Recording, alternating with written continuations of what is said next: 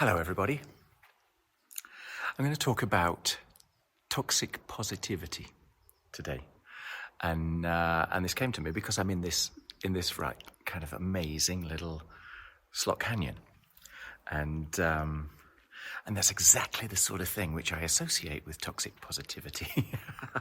You know, the Instagram lie, the photoshopped experience, and so that's what made it come to mind. Now I'm going to keep this quick, because I think it's relatively simple. So we all know about toxic negativity, where focus goes, energy flows. So the more you focus on your problems, the more you see your problems all around you, the more you dive into your problems, the more problems you kind of get. The experiences, the perceptions of your life seem to be filled with problems, okay? So you create your reality based upon your thoughts. Therefore, the logic goes, think positively, and all around you will suddenly appear positive. Fake it till you make it sort of thing. See the world through rose-tinted glasses, and eventually the glasses won't be necessary. That's the sort of story.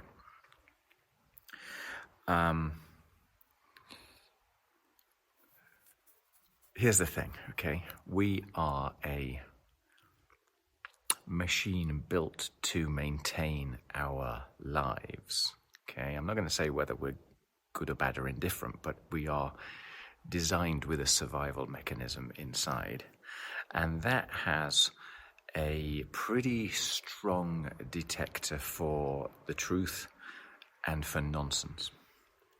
And if you big up the positivity,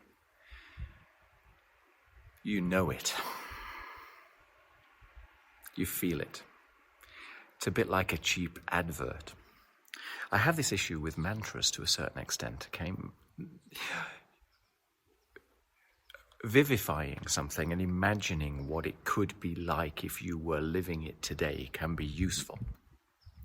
But telling yourself stories that are clearly false will not pass through your critical faculty, and worse than that, they remind you of what you don't have, okay? They remind you that because you've got to tell yourself this positive nonsense, clearly your life is negative and unpleasant.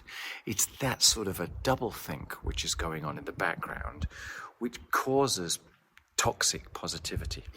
So you end up, through positivity, with a sense of lack.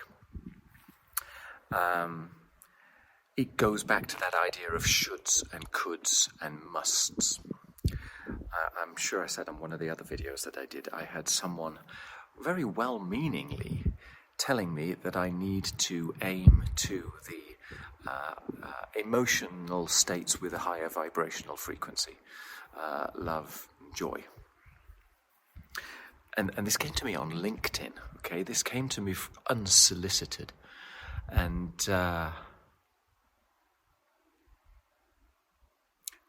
And the message beneath it is, you're not where you should be. I know better than you. Let me kind of show you the way.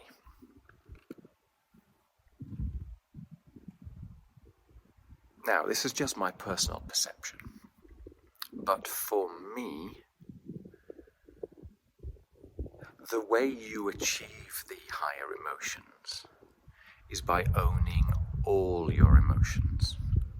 So for me, the path to enlightenment is through being you, right? And if that means being a really, really grouchy, grumpy, hellish you for a moment because you wake up and it's a bad day, go for it, is what I'm saying, okay?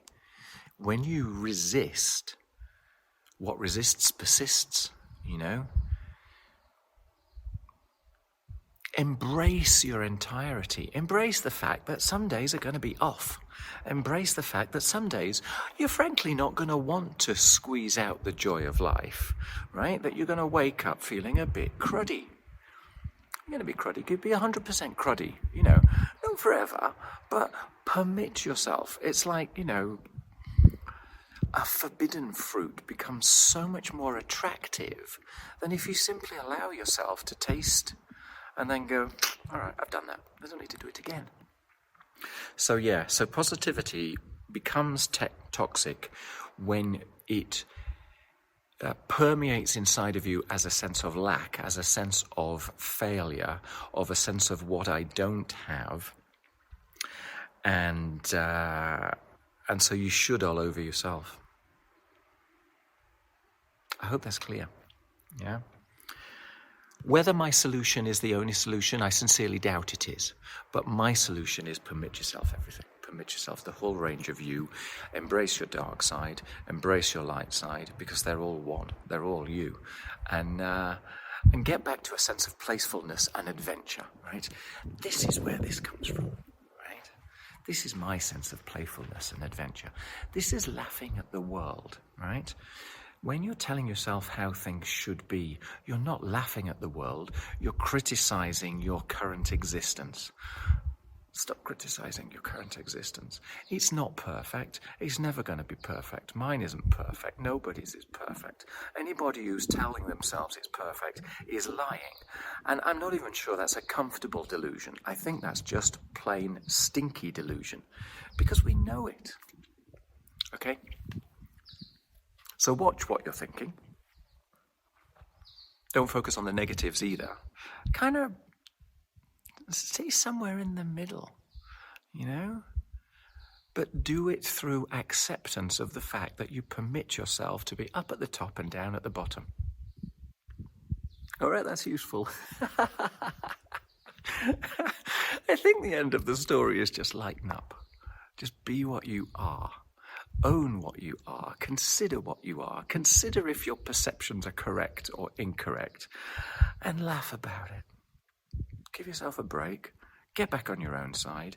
And be whatever you want to be, you know? Feel however you want to feel. But feel it with truth and authenticity. Because then it feels fabulous.